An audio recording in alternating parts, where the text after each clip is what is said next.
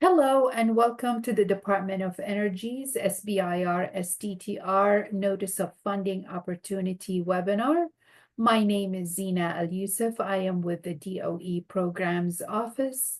Today we are hosting the second webinar for the NOFO. It's dedicated to question and answers, and today's panelists are Eileen Chant, Outreach Program Manager, also currently Acting Director of SBIR STTR Programs Office, Carl Hebron, DOE SBIR STTR Program Coordinator, and Stephanie Detzel, DOE SBIR STTR Central Program Operations Manager.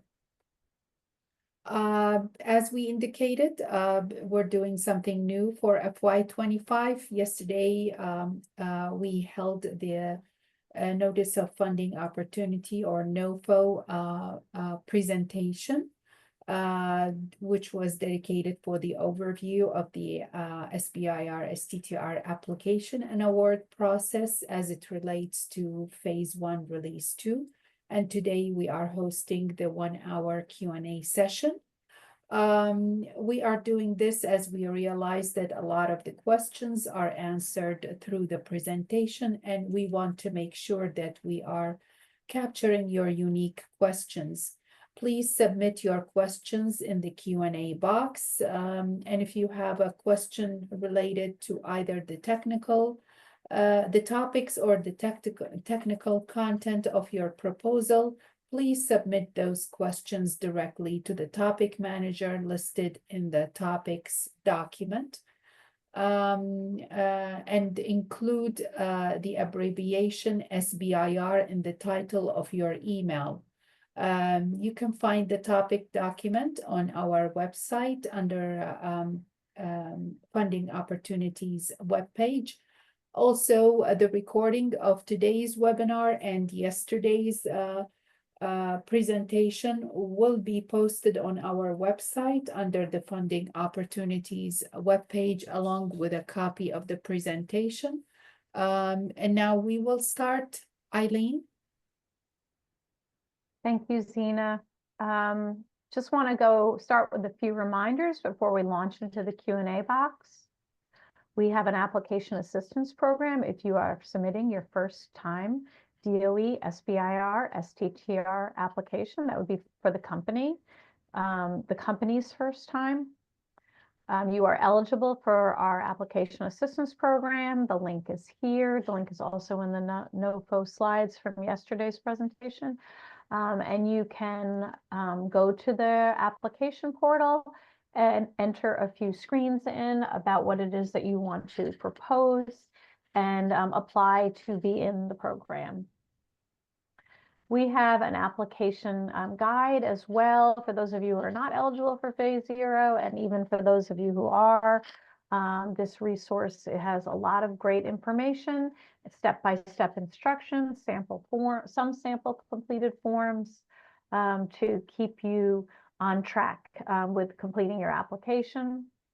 You can send general application questions to SBIR STTR email address that's shown here, and you can reach out to me with any Phase 0 questions. I am the Outreach Program Manager as well, and we do really ask you to follow us on LinkedIn and X, and finally, subscribing to our mailing list is very important, and you'll be invited to a number of webinars, including additional Q&A webinars on this solicitation. So you should be on our mailing list. And just a shout out to our SBIR partnering platform. It is a searchable database where applicants and any startup or innovator can find potential partners, as well as SBIR STTR, other SBIR STTR funding opportunities. Okay, with that said, we are moving to the Q&A section, and we have our two application specialists, Carl Hebron and Stephanie Detzel, here to answer your application questions. Okay, my company currently has no wet lab access. We are considering using another company's lab for our proposed SBIR work with some sort of agreement. This company is not in the lab leasing business and is not interested in government contracts, not SAM registered. So it cannot be a subcontractor for SBIR work. Is such an arrangement permissible for SBIR? So, Oh, go ahead, Carl. no, I was going to say the lab that you're interested in teaming with is not interested in SBIR. Well, they're saying that they're not in general interested in government contracts, but they want to use them as a subcontractor. I think the question is whether that do all subcontractors have to be SAM registered? Do you know the answer to that question? No, it's the well, correct me if I'm wrong, Carl, but it's the small business only that needs to be registered for SAM. So Yep. the subcontract doesn't need to have a SAM registration, but I would touch base with them to make sure, like if they're not interested in government contracts, I mean, these are awarded as grants, so it might not be the same thing for them, but it would be worthwhile to touch base with them and make sure they're actually interested. Yeah, and to Stephanie's point, if you're including them on your grant application, then you have to make sure that they are interested in pursuing this. Right. They need a letter of support, in fact. Yes, Yep. thank you. Letter of commitment on their letterhead. Some saying commitment, that they're yeah. gonna do that. The topics document notes that LOIs are due on January 7th. Was that deadline extended? The topics document is in the process of being updated to reflect that the LOIs are due January 14th. We apologize that it hasn't been done yet. Just a quick thing. I just double checked the website, and now, as of now, the new topics document, the updated version is out. So if you download the topics document that's there, it has January 14th. Great. Thank you for checking on that, Stephanie. You're welcome. How would you define an employee of the company? Would a co-owner of the company be considered an employee even though he doesn't get paid a salary, nor does he work full-time for the business? So I saw this question ahead of time. There is a page in the NOFO that talks about that it has definitions of different things. So if you go to page 146 of the NOFO, it actually has a complete definition there of employee. Okay, thank you. Has the LOI format changed from the last time? No. No, the format's the same. Yep. And page 88 of the NOFO is where you can look for that information. Do we need certification for socially and economically disadvantaged business status? Who determines the status? That is, and again, Carl, correct me if I'm wrong, but I believe that is self-identifying. Yep. So we don't ask for any kind of certification, correct? Yeah, you do Correct. really just check the box. Yep. You self-certify. And if you want to go to our website, there are some links to definitions on what is socially and economically disadvantaged. You go to our About page on fostering inclusive innovation, and you can find those definitions. Is there a recording available for yesterday's presentation? I'll go ahead and answer that one. Yes, the recording will be posted, I suppose, in the next couple of business days on our funding opportunities page, as well as the slides from yesterday. Can we submit 2 different budget plans for SBIR and STTR, changing a different percentage of funding for SBIR, STTR, or does one budget plan need to be completed for both?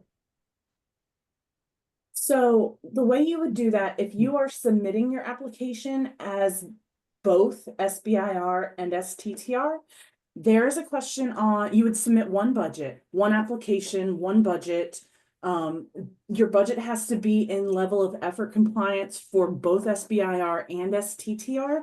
So check page 16 of the NOFO for those percentages and requirements.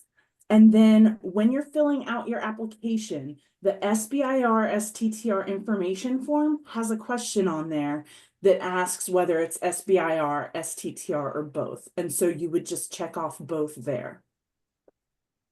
Yeah, it's the same application. And also I want to mention in our on our website and also in our application guide, if you go to our application guide and click search and look for level of effort workbook, and it is part of the application requirements, you're going to be completing this, but it will tell you it's a spreadsheet that has formulas in it, and you enter your budget information once you've established that, and you do want to make sure you're compliant with both programs if you're applying for both.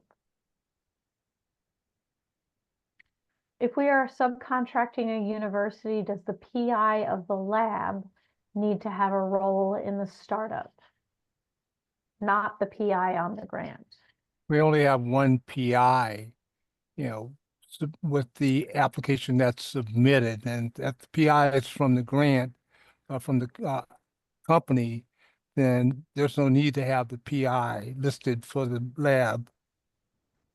Yeah, and do they need to have a role in the startup? The answer is no. They No. can be, they are going to be a subcontractor to you as the awardee, and they don't have to have any sort of official affiliation with the startup. Correct. We are a U.S. incorporated company, which is 100% subsidiary of an Australian company. Are we eligible? I'm looking up the eligibility page in the NOFO. It starts on page 4. So one of the things it says is that a majority, more than 50% of your firm's equity must be directly owned and controlled by one of the following. And then it lists out individuals who are citizens or permanent residents of the US, other for-profit businesses, that are 50% owned by citizens or permanent resident aliens, or a combination of one or two above. So I would say check out page 4 of the NOFO and just kind of scour through those ownership and control requirements, and determine based on that if you qualify. And if you still have other questions after reading over that, you can shoot us an email. Yeah, it's about ownership and control. Yep. And it sounds to me on the face of it that you may not be eligible if you're owned by an Agreed. Australian company. Right. Yep. But Stephanie has good advice for you. Take a look at that carefully at page 4 of the NOFO. And reach out with additional questions. I'm sorry, Carl, did you want to say anything? No, I was agreeing with your assessment. Could you put a link to the topics document in the chat? Zena, can you go ahead and do that? I appreciate it. For the key personnel in our letter of intent for SBIR Phase 1, can we include someone on our team who will take no funding if we get awarded working for free for this project? Yeah, that's fine. What you would do in that case is you would just leave them on. You could include them in the proposal in the application itself. You would not want to include them on the budget form because there won't be any grant funds being given for that person. But if you want, in the work plan section and in the budget justification, you're welcome to put details about that person, and just make sure, if you put anything in the budget justification, just make sure to make it clear that that person is not being paid by any grant funds. But I think the question deals with their letter of intent. Right. Oh. Yeah, right, but go ahead. Oh, you can list them in your letter of intent also. But obviously you'll have to take Stephanie's advice when you get to the application process, part of the process, but yeah, they can be listed on the LOI. Do you have someone to review SBIR Phase 1 applications? I mean, the applications are reviewed after submission. We have a review process. If you're talking about having someone look at your application prior to submitting it, I will refer you to our Phase 0 Application Assistance Program. You do have to be a first timer to be eligible for that program. Another thing that you can do is go to sbir.gov and look for, they have lists of local assistance. Many states have support programs for applicants creating creating or applying for SBIR, STTR. So if you go to sbir.gov, Zena, you could throw that in the chat if that's okay. If you can't, if you're not eligible for Phase 0, Phase 0 is your best option because they will review your application and provide you feedback. If you're not eligible for Phase 0, then you should try to go to sbir.gov and see if your state has some type of support program, because many of the states do have that. Other than that, you're going to really have to rely on a colleague or a consultant or subject matter expert to review your application, but you should have someone read through it other than the person who's putting together the project narrative. I agree. And in addition, you're submitting a letter of intent, and if your letter of intent is not responsive to the topic that you're submitting to, you will receive feedback.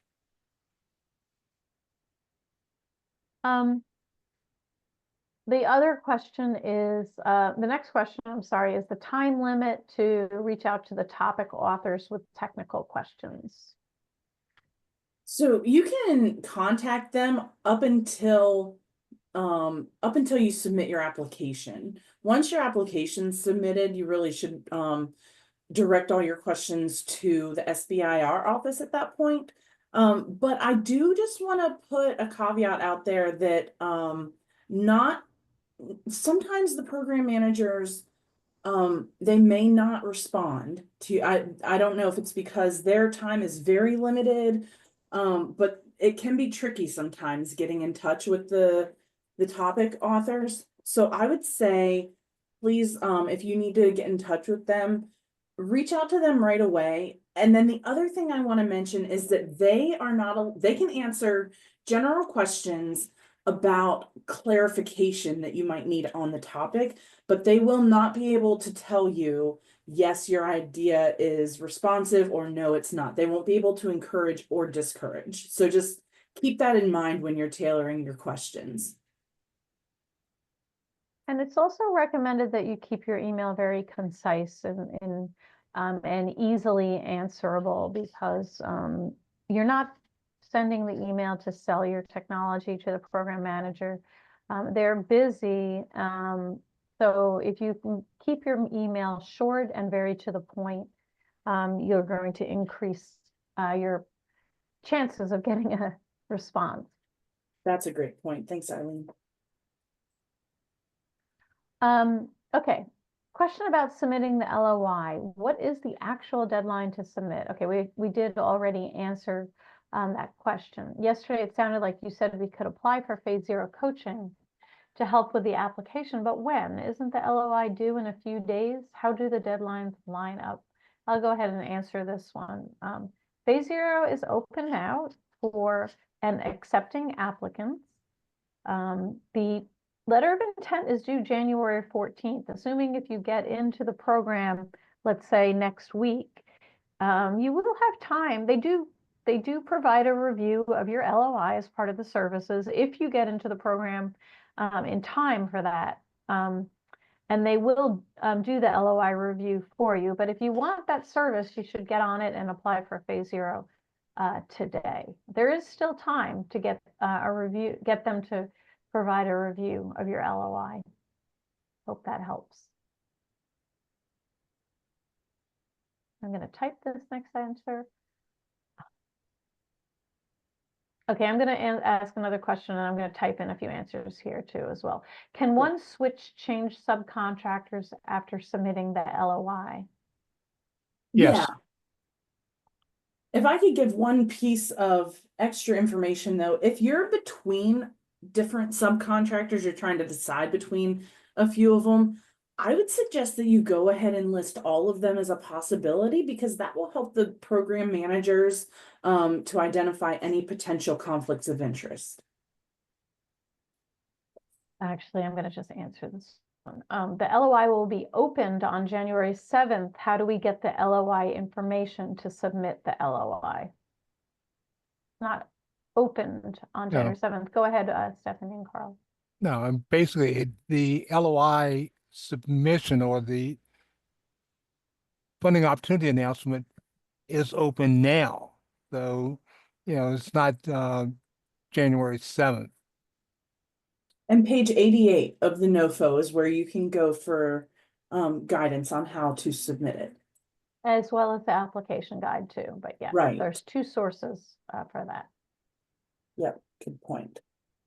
Okay, Carl, do you mind reading? I'm going to answer the three that are up there now, because we do have a lot. Do you want to read the Which- question about confirming to Okay. use a different TABA provider, and I All right. will type in a Okay. few answers. Very good. The question is, I would like to confirm that to use a different tab provider, Dawnbreak instead of Lauder, we need to declare them as a subcontractor in the phase 1 budget and increase our maximum award amount to $6,500. Is there any different, anything else we need to do to be or be aware of? The only other thing I would say, that is correct. You declare them as a subcontractor in your phase 1 budget. And then aside from that, you just want to make sure that you address that cost in your budget justification and that you include a letter of commitment from them. And you want to make sure that all of those amounts are consistent across the letter of commitment, the budget, and the budget justification. Okay, thank you. Okay, I'm back. Are we allowed to include proprietary information in the LOI? I don't think it's advised to do that. I think, yeah, I do. I know that it is not, you should not include proprietary information in LOI. Correct. If you go to our online guide and you search for letter of intent, there's some guidance and instructions there. And the NOFO says this as well. Do not include proprietary information in the LOI.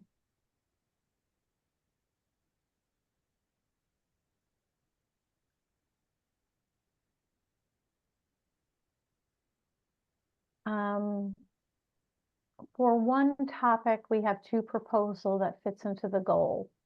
Can we submit two proposals and we'll both have the same chance to get the funding, even if they are in the same subtopic? So Yes. you just have to make sure that they're not the same proposal. They need to be uniquely responsive to the topic and subtopic.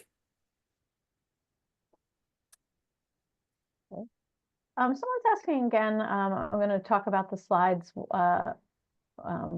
just this one time. They want the link to access the copy of this webinar as well as yesterday's. Please be clear. I'm going to ask Zena to put the funding opportunity page into the chat. The slides from yesterday's webinar are going to be posted on that page. The slide that's shown here is already in the NOFO webinar, so this particular slide is not going to be posted. It's all, this content is in the NOFO webinar from yesterday. And those, Zena is going to put the funding opportunity page link in the chat. Thank you, Eileen. I already put it, in the chat. It's the same link that people should download the topic and the NOFO updated versions from. Thank you, Zena. Thank you. Okay, we won a phase 1 and phase 2 with the EPA, but this is our first time applying at DOE. Are we still eligible to participate in phase 0? The answer is yes, you are. If you are a first-time applicant to our program, you are eligible for phase 0. Okay, looking at the SAM checklist requires the NAICS number. The NAICS number is listed in the IRS literature as a subset of what is listed on the NAICS.com website. Should I use what's listed in the IRS literature? I don't really believe we require the I think- next number. Yeah, if there's uncertainty about that, you may want to reach out to the SAM help desk, which if you go to the sam.gov website, there's a link at the bottom below where you can actually do a live chat with them. So I would reach out to the SAM help desk. I'm applying for STTR and will therefore need to show that 30% or more of the funding will go to the R Research Institute. If I am applying for TABA funds as well, does the 30% include the TABA funds, for example, 200,000 plus 6,500, or just 30% of the 200K? It would be 30% of the, if your total budget is 200,000, 265, well, if plus TABA, losing my words, but it's 30% of the total budget. Is it? Okay. Yeah, because the TABA counts toward third party. So you do the entire requested amount, and then the percentages are based on that. Yeah, and you'll see when you fill out, we have a worksheet and you just enter in your budget numbers and it will calculate it for you. But thank you, Stephanie, for the clarification. If we submit more than one application under DOE Phase 1 Release 2, do we need to list them under current and pending support? Yeah, I think Yeah. our guidance, oh, did you say? I didn't think if they're submitting an application to Phase 1 Release 2, If they have multiple applications going in under this release, that would be pending support, I suppose. That's my thought, is that it would be pending. One document in indicate January 7th. This is about the LOI. Okay, I've already answered that a few times. The LOI is due January 14th. All the documentation at this point should be consistent with that information. I think that's what that question is. We just learned about this opportunity and a plan to apply for Phase 1, but we have not established the company entity yet. Could we still apply?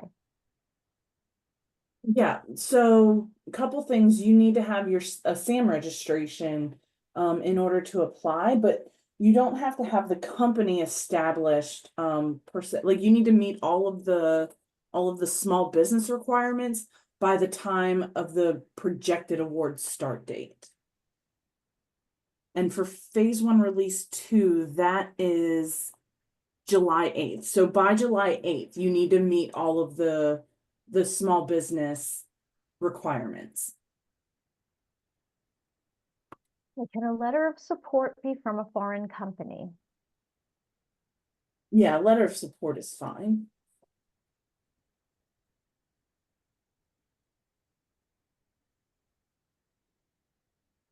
This last question has already been answered about submitting SBIR and STTR. They are the same. I'll just summarize. They are the same application. You check the box when you're in one of, I guess it's the SBIR STTR information form. And you do have to fulfill the level of effort requirements. You have to be in that sweet spot where you fulfill level of effort requirements for both programs. We're developing a commercial truck powertrain system which increases efficiency by 20%, allowing a 20% battery capacity reduction. Does this project fit? Okay, this is going to be a project for a question for the program managers. And you will search the topic documents for battery related topics. And I would reach out to the contacts in the topics document, even if they're not a battery reduction size topic, and ask them, you know, tell them in a brief email what you're doing and ask them if there's a fit. And also you may want to ask them if there are any other funding opportunities for your technology as well. Yeah, I agree with that because there are programs available outside of SBIR Yeah. that might be available to you.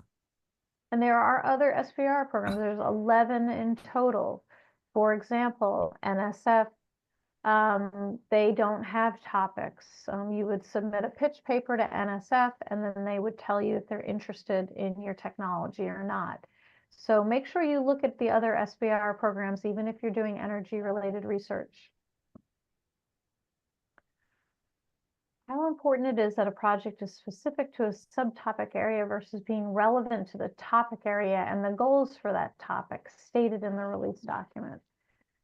I'm going to say it's very important that it be addressing the subtopic as well as the topic area. Right, because you But have we also have the other subtopic, which is available in response to the topic itself.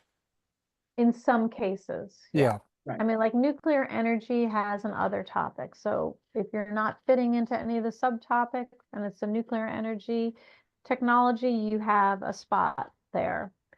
And the solar energy office has a fairly broad one as well too, but it's not all of the offices have an other. And if you are responding to an other, then as Carl said, you only have to be responsive to the topic, since the subtopic is the other, and that's very broad.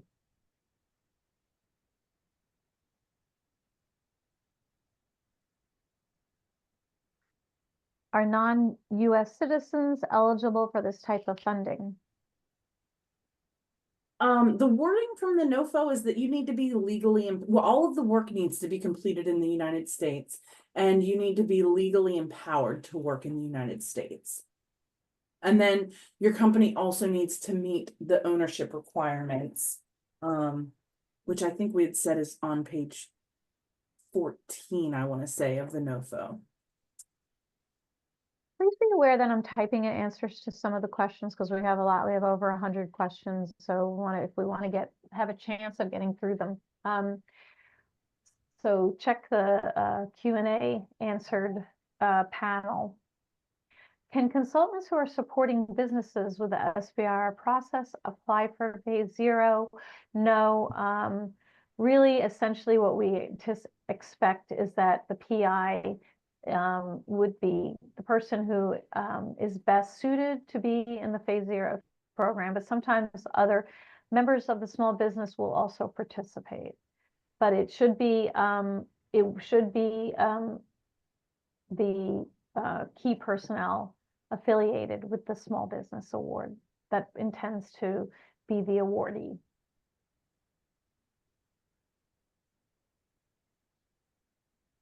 How many letters of support do we need, and how many can be from a potential customer or from partners like universities?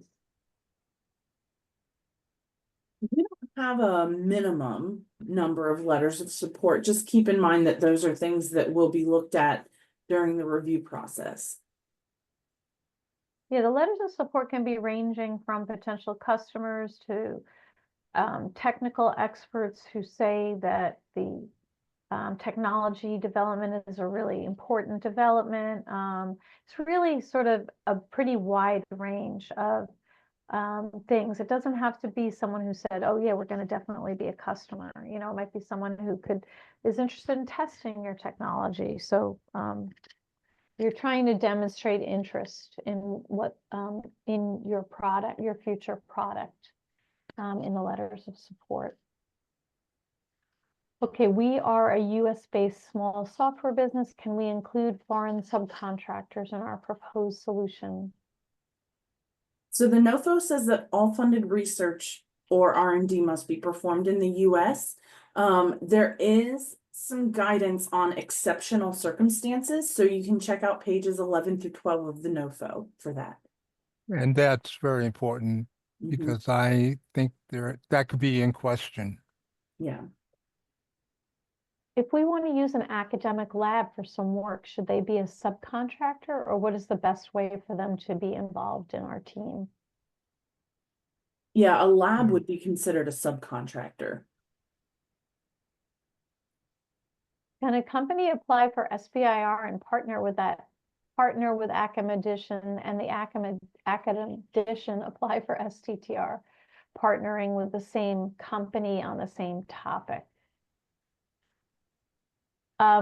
Just one thing about SBIR and STTR awards, the award always goes to the small business. So if that academic is applying for STTR, they must be have a small business or be forming a small business. That makes sense. And Very you good. can't submit the same application. Each application needs to be uniquely responsive. But they're submitting to the same topic. Yeah, I mean, it sounds like the company is partnering with the university and applying, and the academic is applying for STTR, which they still need to have a company. You can't, Yeah. you can't just be a research institution and apply for STTR. And Right. it should be a different application, of course, too. Right.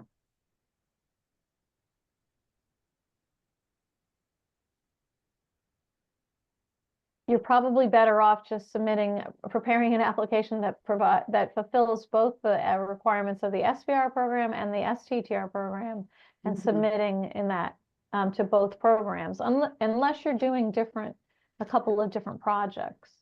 But anyway. Yeah.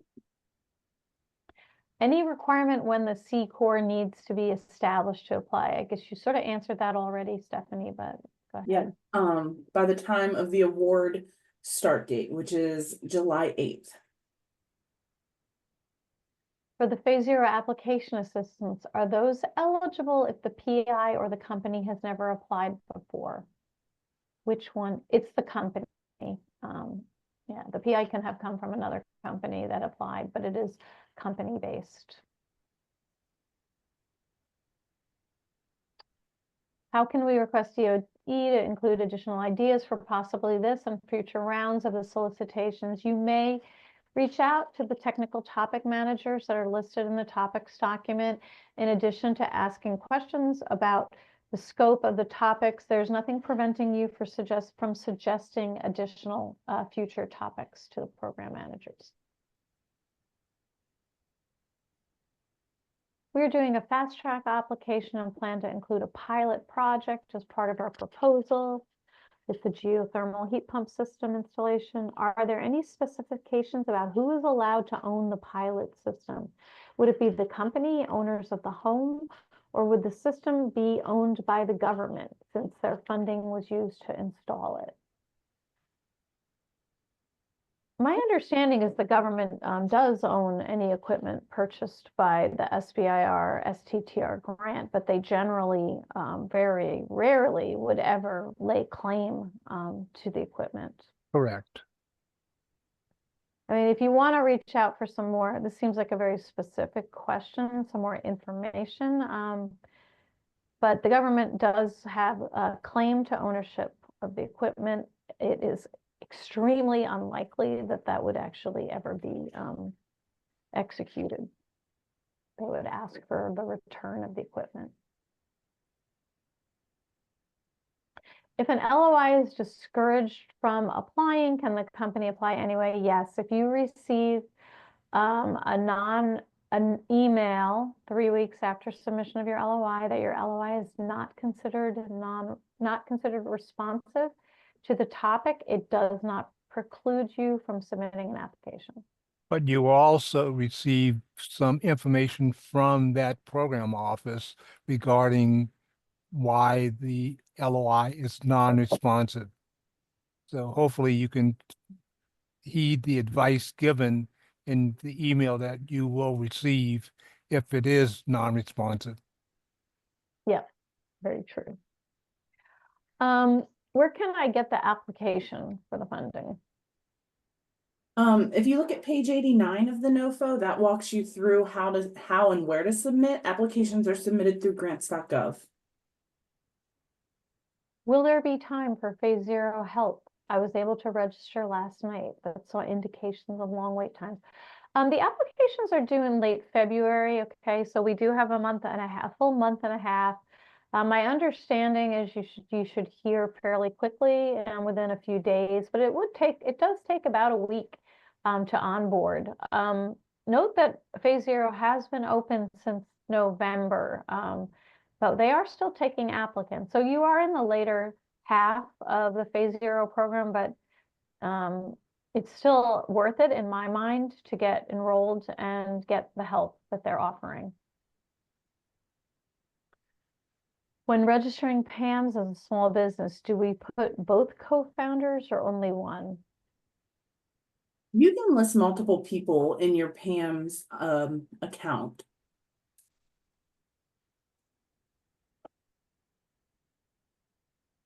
I do want to mention, since we have so many questions and we only have 45 minutes left, that there are going to be 7 Q&A webinars during this application process.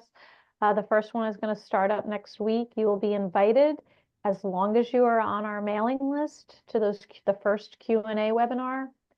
So we will do our best to get through all of these, but it's going to be very difficult in the next 45 minutes. And I will recommend that people stop putting questions in the Q&A because it's not going to be answered. You can reach out to us by email or join future webinars. Must all proposed SBIR projects comply with Justice 40 or only those that are bill funded? Only the applications that are bill funded.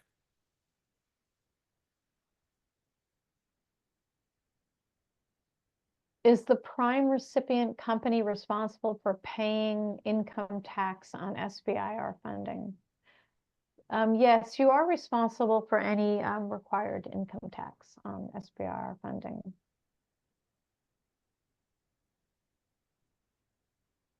Can you share the TRL you anticipate achieving by the end of Phase 1 and Phase 2? Does anyone want to take a stab at that, or do you want me to? I'm not clear what's expected or what they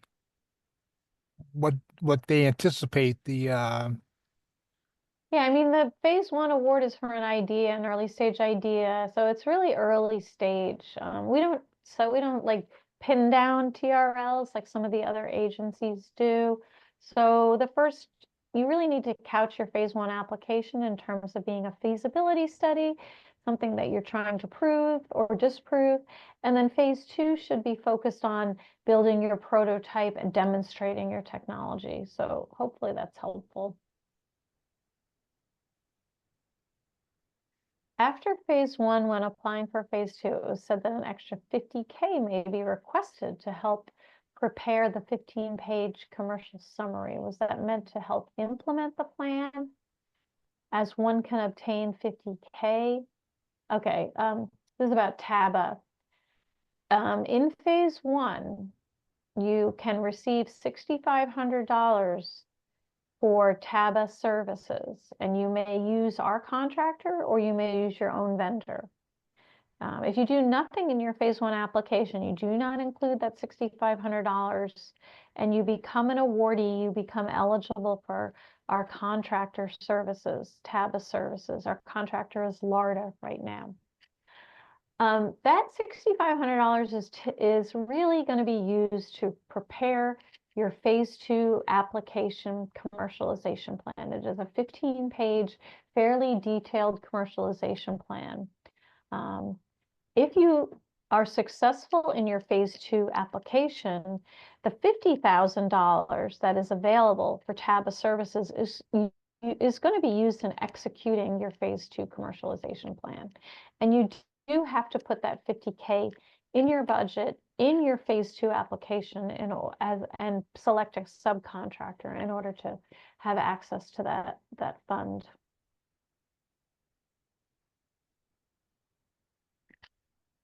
We are currently paying everyone in the company as a contractor. We intend to become employees after Phase 1. Is this okay?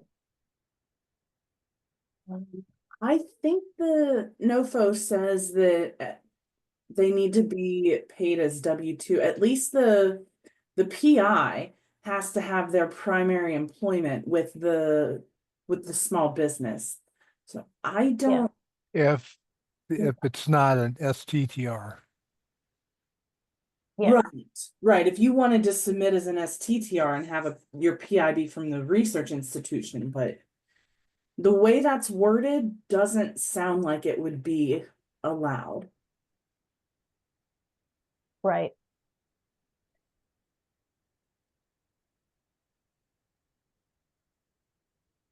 I mean, for example, in SBIR, 2/3 of the work must be done by the small business.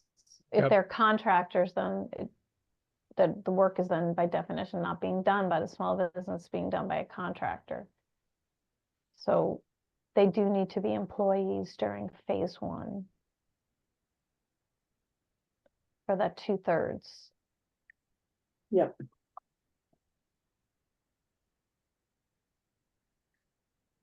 Can the LOI be submitted without consultants and subsequently the full application include consultants? Yes, that's no problem. Someone left their email in here, but please reach out to us. The email address is on the screen. And if they were putting that there in order to join the mailing list, you can go to our website, and there's a spot on there to subscribe to the mailing list and fill in your address. Hello, is this opportunity only available to people living in America? Please accept my best wishes for this new year. I think Stephanie had indicated previously that the work must be done in the US. Yep. And there's eligibility information on page 4 of the NOFO.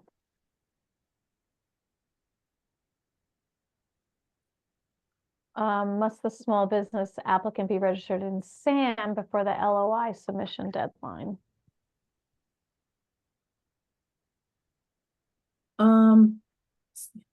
Yes.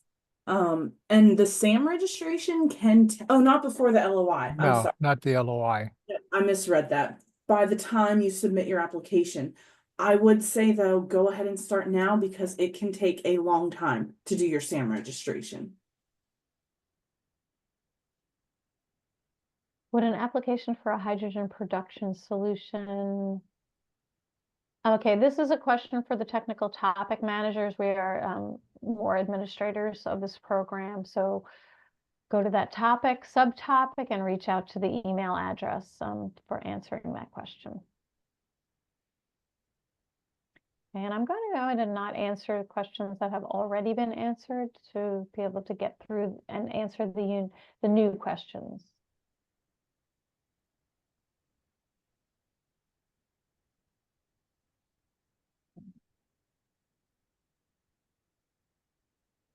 Was attending the webinar mandatory? No, attending the webinar is not mandatory. Can the LOI include a block diagram in addition to up to 500 words within the 2 pages? You need to stick to the 2. Yeah, as long as you stick to the 2 pages. Yeah, that sounds to me like it would be fine. Yeah, I mean, basically it's the 2-page limit. So if the block diagram is included in that. If my company wants to submit 2 proposals, they overlap in certain ways. Would you recommend 2 separate proposals or a combination? It's okay for them to overlap and have an overlapping scope. You're not, the proposal acceptance rate is about 18%, and it's certainly recommended that you try to get funding from any relevant source for your technology. But if you are awarded 2 of those awards, you're not allowed to double dip and collect payment for the same R&D task twice. And what would happen is you would have to either turn down one of those awards or you would have to reduce the size of one of those awards to ensure you know, that you're not getting paid twice for the overlapping scope. If this is different technology, photovoltaic and geothermal, it might be best to submit two applications. Agreed.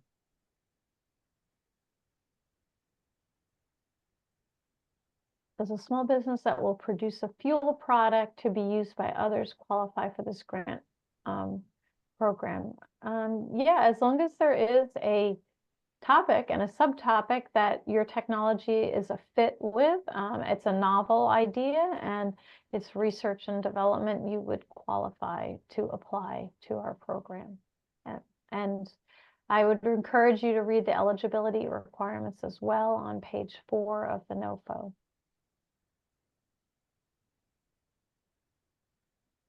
For this proposal, it appears we need to outline a planned budget, which makes sense. For companies that receive grants, do they need to account to the DOE with documentation of the expenses?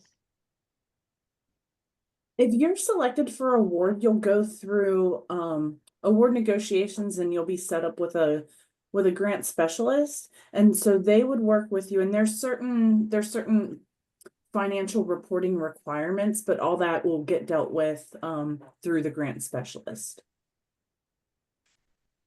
Women-owned businesses need to be certified by SBIR, or self-certification is acceptable. Just like socially and economically disadvantaged businesses, it is self-certification is a checkbox on the application form, as well as in PAMS. Well, for the business, yeah, the business, it's in PAMS as well. If one project is submitted to both SBIR and STTR at the same time, how does DOE review committee prioritize one over the other? That's a good question.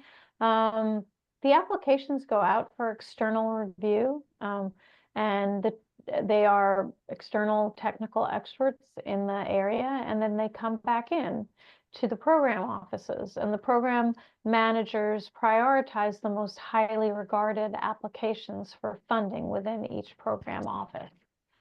SBIR and STTR are two different pots of money, so there's just a little bit more flexibility in funding for an application that is submitted to both SBIR and STTR.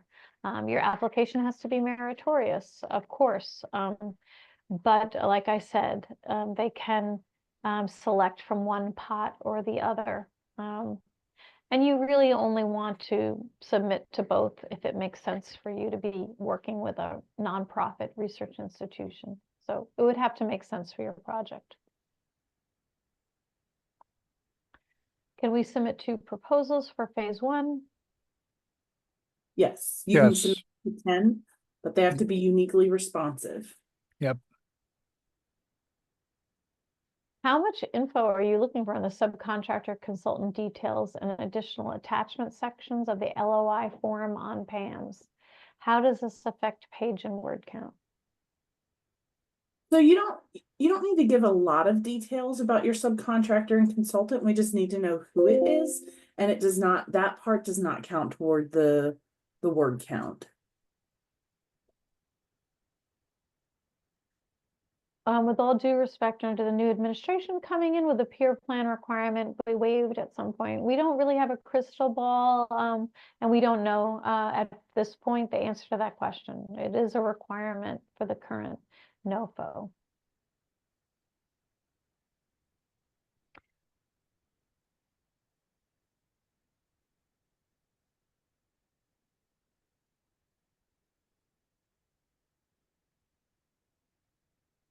Eileen, I don't know if you're typing, but do you want me to answer this next question about PAMS? Yeah. This person says I went to PAMS, but no place to submit LOI. Go to page 88 of the NOFO, and that will walk you through step by step. Topic 16 does not have much detail about subtopics. Can you speak how applications will be judged to be responded? Can we submit the same or similar STTR applications under topic 15 and topic 16? You cannot submit the same application to both to 2 different subtopics or topics. You can only submit, you can submit similar, but you cannot submit the same.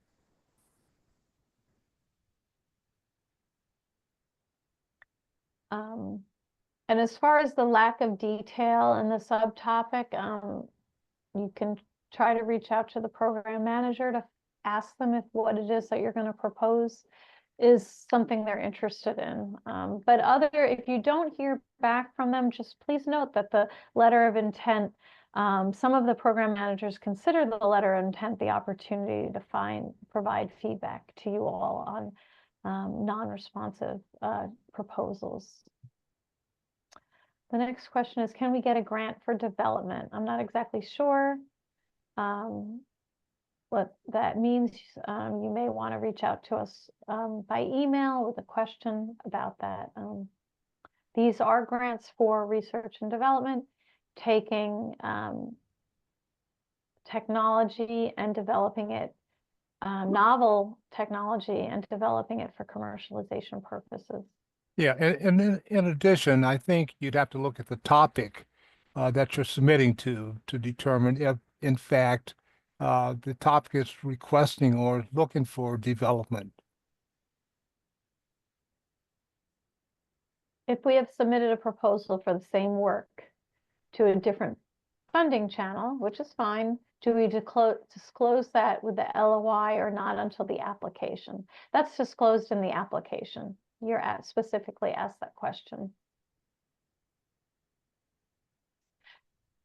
I'm going to type. Carl, do you want to go ahead and start reading the questions? Do you mind doing that? I'm going to start typing answers because we still have 80 to respond to. The next question, do all subcontractors need to be identified at the time of the application, or we just include an best estimate budget and adhere to the estimates we look for subcontractors post submission of application? You need to have that worked out at the time of application. Whatever budget you submit, if you're selected for award, that is the budget and that is the subcontracts that are going to be. That's the final thing. Okay.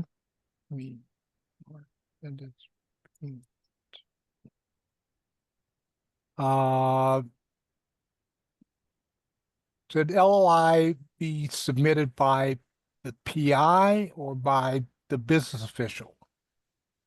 Either one is fine. You just need to submit it through the small business. You need to have the small business registered in PAMS. And then the instructions on that are going to be page 88 of the NOFO.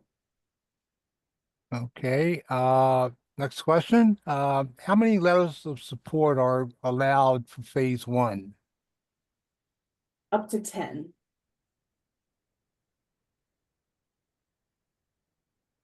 Okay. The next question is a big one. What could I use SBIR grant money for, and what is excluded? If a company is incorporated, can I use the money for employee salaries and hire more people? The answer to that is no. Right.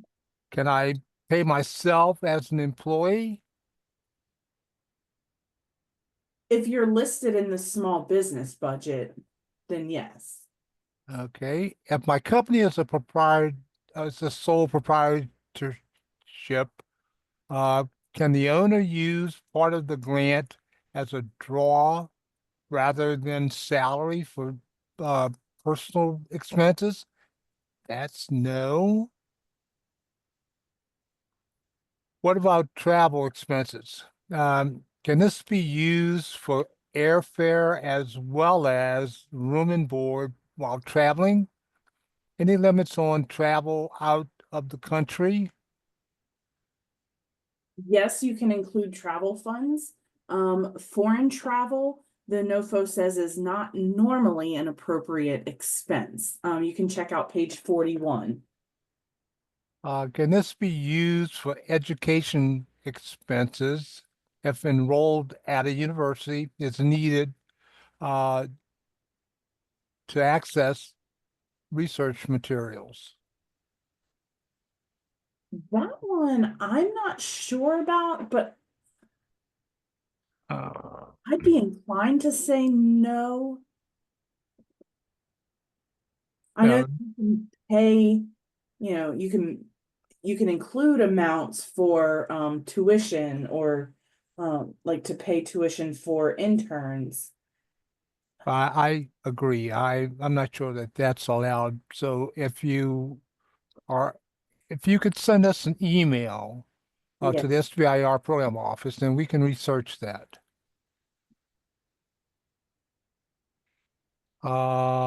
Next question. Does the company have to submit an indirect cost rate proposal? If the indirect rate is less than 50%, will it be scrutinized if less than 50%? Please explain. So we don't have an exact cap on indirect cost rates. If you have a cost rate agreement already, you should include that. If not, you can include your proposed cost rate agreement or your proposed indirect cost rate. And then if you're selected for award, then that's something that would be looked at during award negotiations. Very good, thank you. If any work is to be done at a subcontract lab at a company, do we need a finalized agreement in place, or a mere letter will suffice at the time of submission of the application? Yeah, a letter of commitment would suffice. It does have to be on the letterhead of that lab. Okay. Would an application for a hydrogen production solution using tidal energy as input under C60-15D. Oh, well, this is the topic. Yeah, when you want to reach out to the topic manager, and just keep in mind that they're not going to be allowed to tell you, yes, this is a good idea, or no, this is not. Is a phase one fast track award more difficult to win than a typical phase one? For instance, phase two awards are more difficult to win than phase one. Is the same true for phase one fast track? Is Yeah, it all coming from the same pool of money, funding pool, or is it different? right. It is coming from the same funding pool, and because fast track, you have to propose your entire project, phase one and phase two. It is by nature more difficult, and it is a more intensive application because of that. Okay, thank you. Did we have this one? Would an application for hydrogen production solution using, I think Yeah. we had this one. Yep. Okay. Can you please clarify the VC ownership phrase? Most startups after seed or Series A investment rounds have greater than 50% of VC investors on their cap table. Is that a problem? Yeah, you have to have less than 50% VC ownership. And that information, the VC ownership information is pages 4 through 5. Thank you.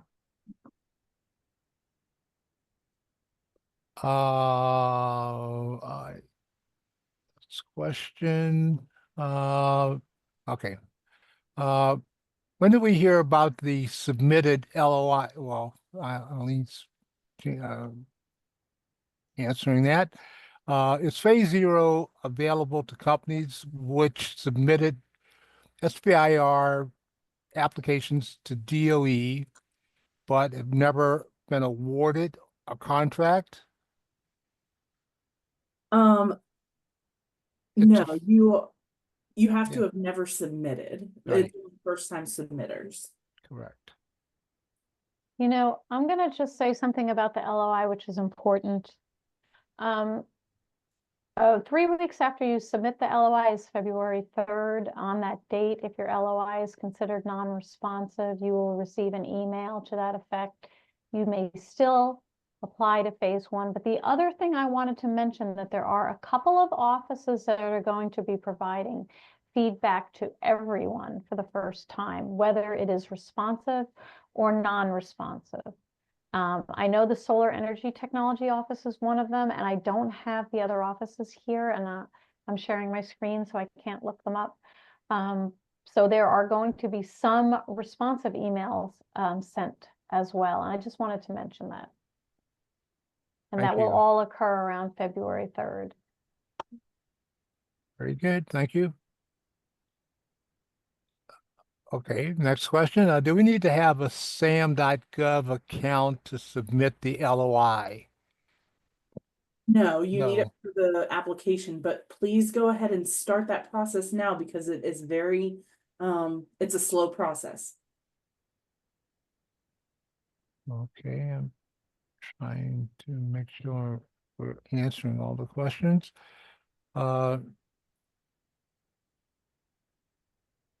Preparing a formal LOI and a complete application will take a lot of money and time.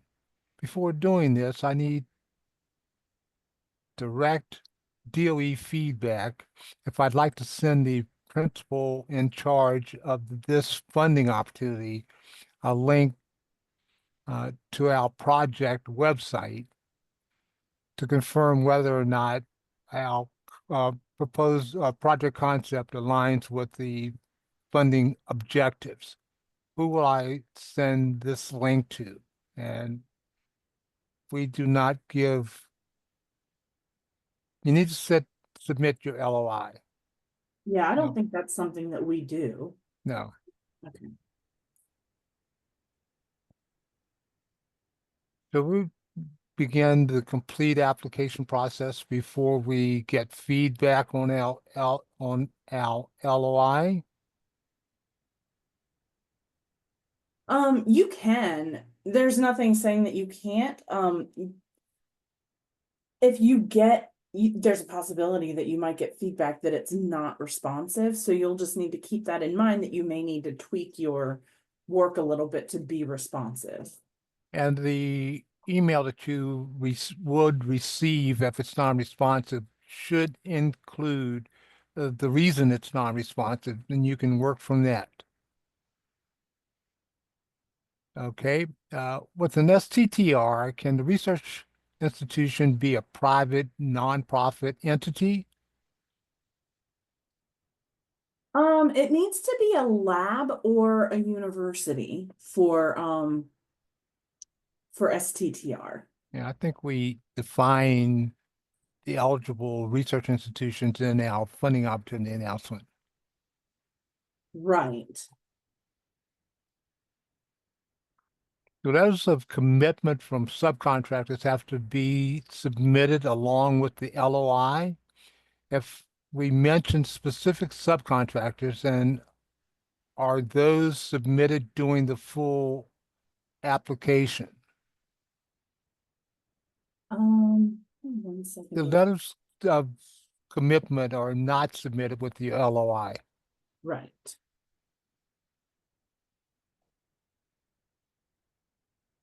But they would have to be submitted with the full application. Yeah. Okay. What is the best way to evaluate if an idea would be eligible for consideration? Are I software product eligible? I would say look at the topic listing and see if there is a topic being funded.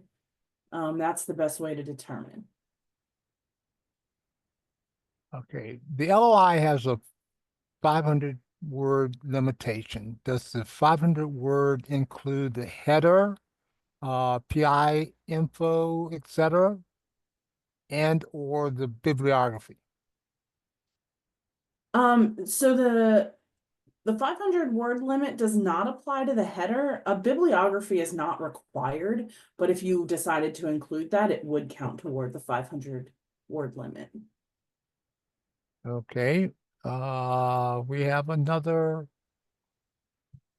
large one. The subtopic for which we are applying is subtopic C60-18A, mitigation of soil and groundwater, PFAS. DOE has contaminated sites at its locations and remediation solutions for the PFAS. Might it be possible for DOE employees, groups, contractors, and associated with the sites and the DOE EM complex be directly involved as external members in the Phase 1 project? If so, we might be able to find those people to explore such involvement. Any networking sources you could recommend? Which we do not. Lastly, is there a special budget mechanism for DOE associated involvement since DOE is funding the SBIR? Yeah, that's there's a lot to that question. The main thing I would say is that you cannot list you can work with a DOE lab, but you cannot list DOE employees on your application. That would be a conflict of interest. If you were looking for DOE labs to work with, you can go to our website and there is a section on there under applicant resources that has the national labs and their contact information. Okay, thank you. Uh, Regarding level of effort requirements, is this measured only by division of budget between the business and the partners? Are there any limitations on what the funds are to be used for to qualify for this purpose? So it needs to be for research and development. It's based on the budget. So however much you are budgeting for your different subcontractors, that's how it's going to be determined. And if you go to the application guide page, there is an example. There's the level of effort worksheet, and you can use that to determine ahead of time whether you're in compliance. Okay, thank you. What are the additional attachments, minimum 0, maximum 3, that can be attached with the letter of intent on PAMs? We don't require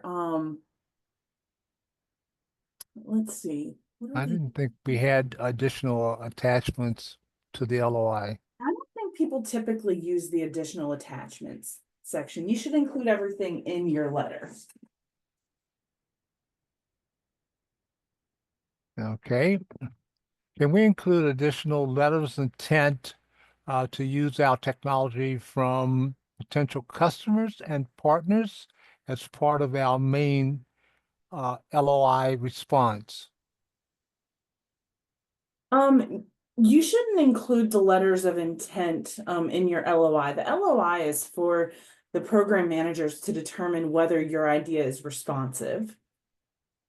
Okay, just to be clear, questions on budgets, questions on budget, letters of support, etc., being asked about but are not required for LOI submission, right?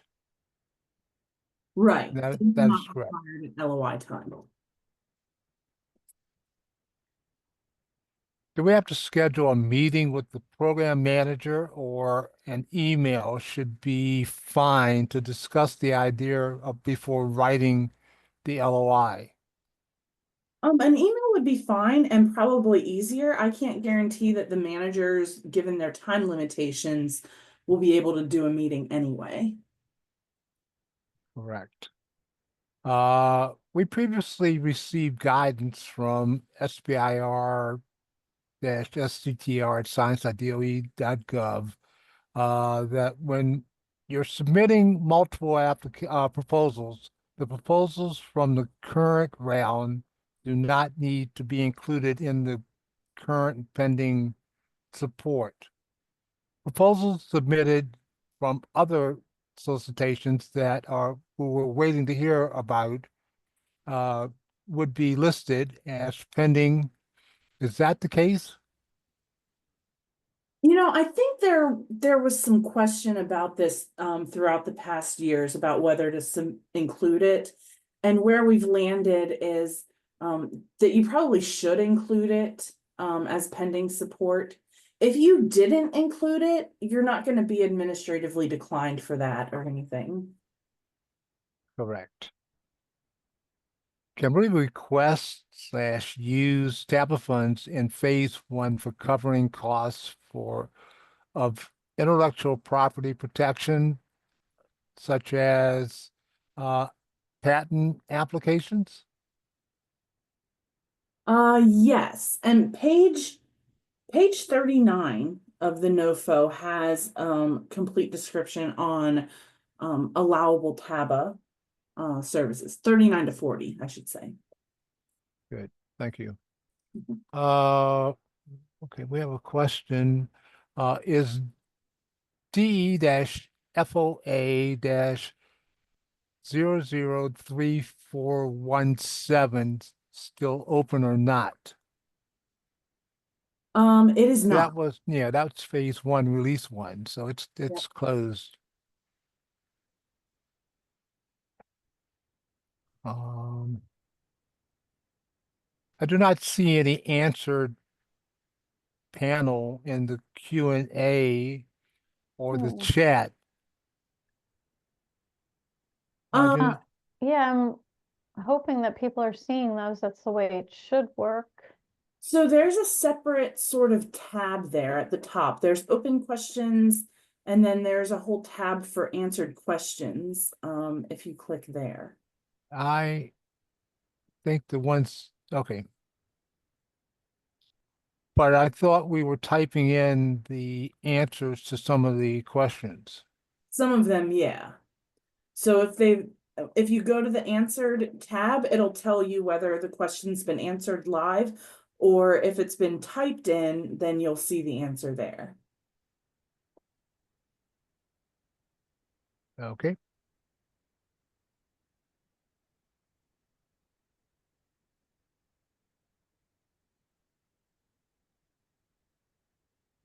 Okay, for new and first-time applicants, are there any implicit biases from reviewers regarding the complacency of the phase 1, of the principal investigator applying for this grant?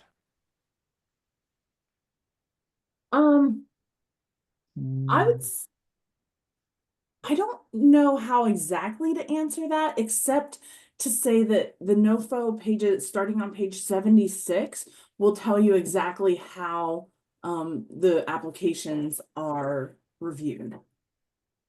Yeah, basically, I do not believe that there's a bias against first-time applicants. No, they do look at the qualifications of the PI. But yeah, I don't think there's a bias. Correct. Historically, how many first-time applicants who are not actively from a STEM field are encouraged to propose a letter of intent for the grant? I would say anybody who wants to submit an LOI can do so. Yep, thank you. Assuming the idea has merit, is there a support structure in place to ensure that the PI can achieve success? Um, I think the biggest thing would be if you wanted to, if you're a first-time applicant and you wanted to apply for phase 0. That So would, yeah, that would provide some support. How can a new non-STEM PI succeed in completing both phase 1 and phase 2?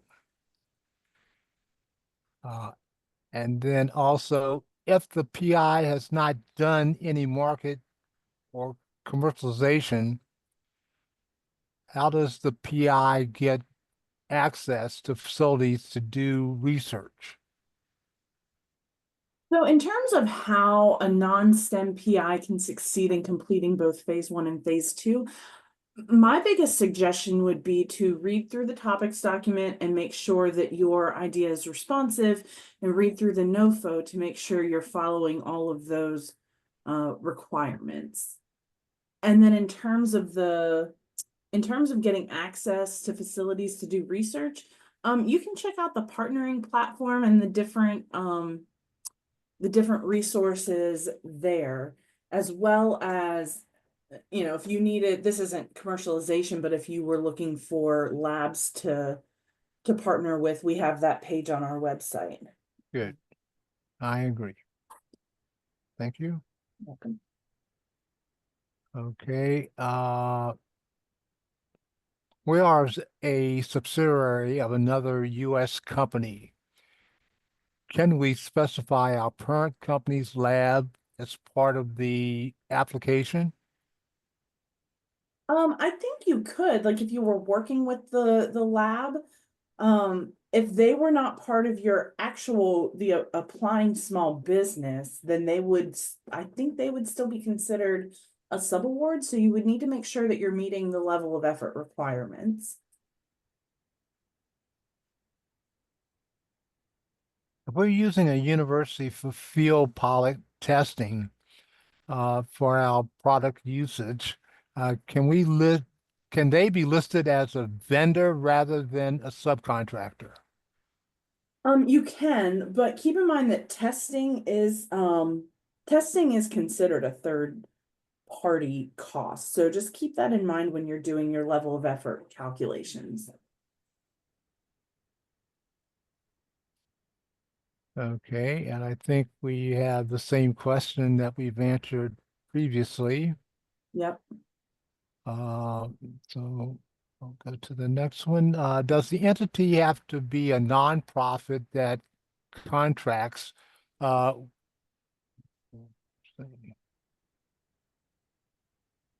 sorry, I just dismissed the repeat question. I didn't mean Yeah. to you up. Okay. Okay. Does the entity have to be a nonprofit that contracts with a for profit, or can a for-profit apply for this type of grant? So you actually do have to be for profit to apply, and you can check out the eligibility information on page 4 of the NOFO. Okay. Next question. All company members are currently paid by stock. Post SBIR in raising money, we will start the team on a salary. Does this qualify us for SBIR at this point? That's a good question. Yeah, I'm not sure. I'm thinking you may want to send that to us in an email, and then we can look into that more specifically. Okay. Very good. I'm back, you all. I think we just have a few left. So Yep.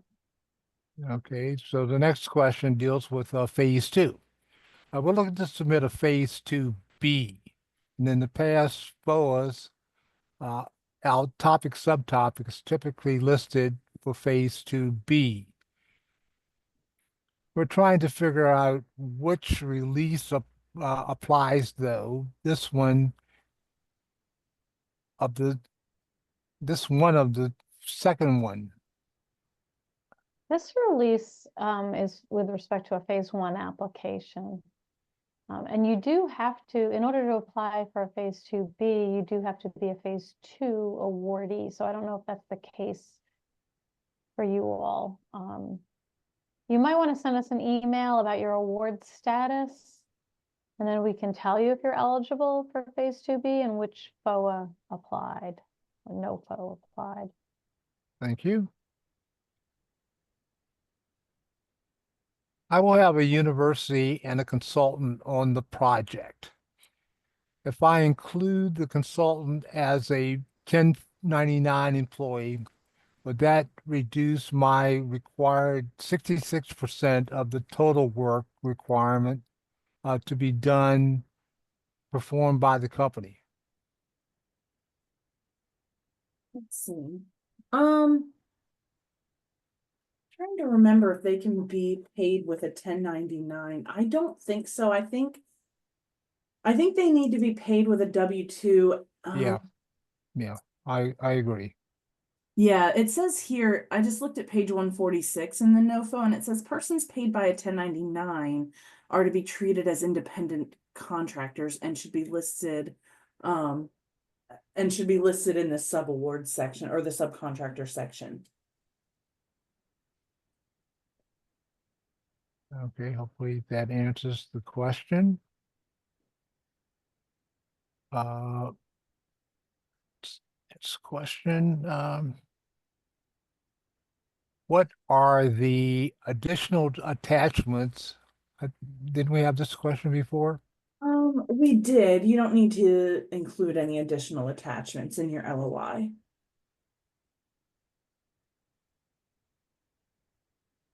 What is the max amount an individual can receive as payment as a member slash manager of a small business conducting customer discovery, discover and securing clients?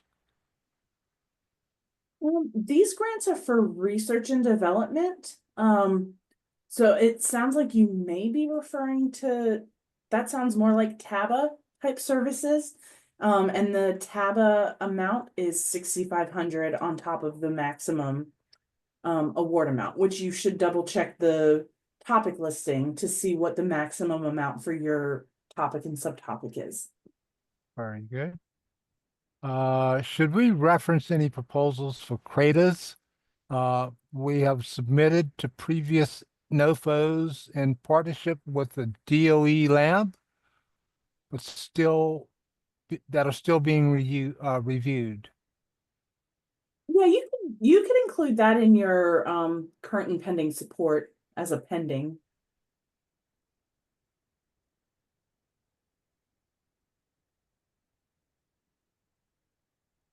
Okay.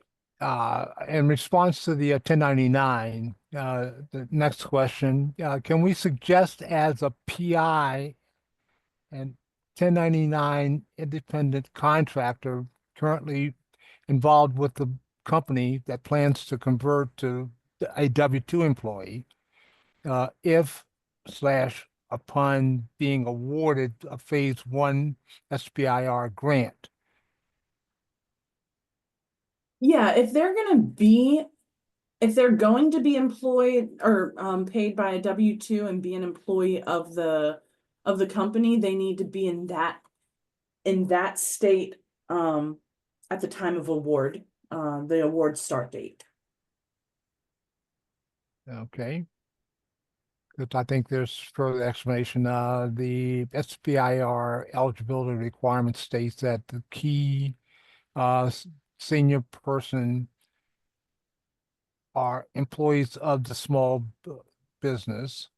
It's required to be either an owner of this business paid with a W-2 form, which we stated previously, possesses an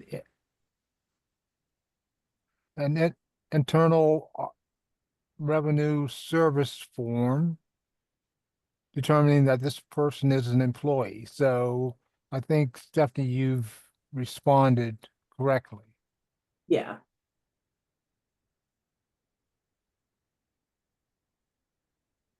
Our phase 2 just ended, 12/31/24, and we're hoping to apply for this deals with phase 2B.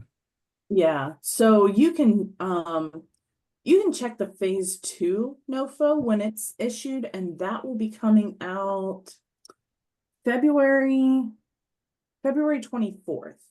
And that'll have eligibility information in there. And you can always just email us too. I do as outreach manager, get a lot of questions about 2B and 2A eligibility. I'd be happy to answer it. You should send me your award number too, though, please. Very good. The email I mentioned states, the U.S. Department of Energy open new funding to small businesses for innovative. I'm trying to see what the question is. Okay, he's asking if his R&D would fit into this current funding notice. Oh, yeah, you need to look at the topic listing and see if there's a topic that applies. We can't give you that guidance right here. You'll need to look through it and decide. Yep. I think that's the last question. Ooh. And no, I thank you, everyone. Notice that we are going to have 7 more Q&A webinars. So you are going to have your opportunity to ask us questions moving forward. But I would encourage everybody to please go to our funding opportunities page and read the NOFO. There's a lot of good information in there, and check out the application guide as well. And with that, I'm going to go ahead and pass it back to Zena. Thank you, Carl and Stephanie, for all your great answers. Thank you. Thank you, Eileen, and thank you to our attendees for staying all this time and getting their questions answered. The recording will be posted on our website, hopefully next week.